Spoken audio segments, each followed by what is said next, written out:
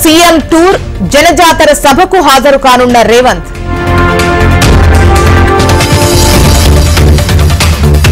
ఇరవై రెండవ రోజు మేమంతా సిద్ధం బస్సు యాత్ర, టెక్కలిలో సీఎం జగన్ బహిరంగ సభ. ఇవాల్టి నుంచి కేసీఆర్ రోడ్ షో, మిర్యాలగూడ నుంచి బస్సు యాత్రకు శ్రీకారం. నేడు శ్రీకాకుళం, విజయనగరంలో చంద్రబాబు పర్యటన, నెల్లిమర్ల, విజయనగరంలో ప్రజాగళం సభలు.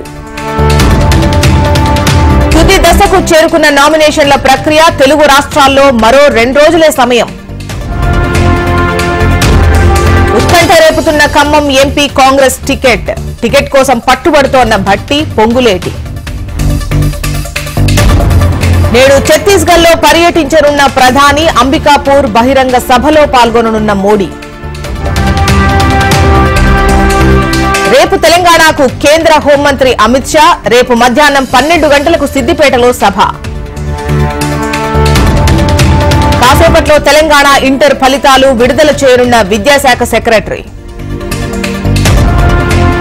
స్వల్పంగా తగ్గిన బంగారం ధరలు, 24 క్యారెట్ల బంగారం ధర 72,150 రూపాయలు.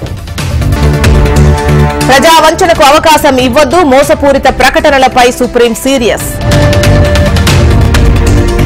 దేశంలో పలు రాష్ట్రాల్లో వేడి గాలులు, ఎండ వేడిమిని తట్టుకోలేక జనం ఇక్కట్లు. ఛత్తీస్గఢ్ లో మావోయిస్టుల డంప్ స్వాధీనం, నిత్యావసరాలు, ఆయుధాలు పట్టుకున్న బలగాలు.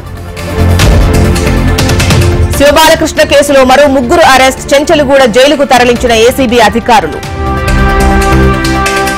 రామ్దేవ్ బాబాకు మళ్లీ సుప్రీం అక్షింతలు, పతంజలి ఆయుర్వేద్ తీరును తప్పుబట్టిన కోర్టు. కేంద్రానికి వ్యతిరేకంగా కర్ణాటక సర్కార్ నిరసన, నిధుల విడుదలను జాప్యం చేస్తున్నారంటూ ఆగ్రహం. సల్మాన్ ఖాన్ ఇంటి దగ్గర కాల్పుల ఘటనపై దర్యాప్తు, తాపీ నది లోతు తుపాకులు స్వాధీనం. మధ్యశ్రేణి బాలిస్టిక్ క్షిపణి పరీక్ష విజయవంతంగా ప్రయోగించిన భారత్. అమెరికా యూనివర్సిటీలో గాజా అలజడులు, పాలస్తీనాకు మద్దతుగా ఆందోళన, పలువురు అరెస్ట్. ముంబైలో అక్రమ బంగారం సీజ్, 6 కోట్లకు పైగా విలువైన గోల్డ్ స్వాధీనం.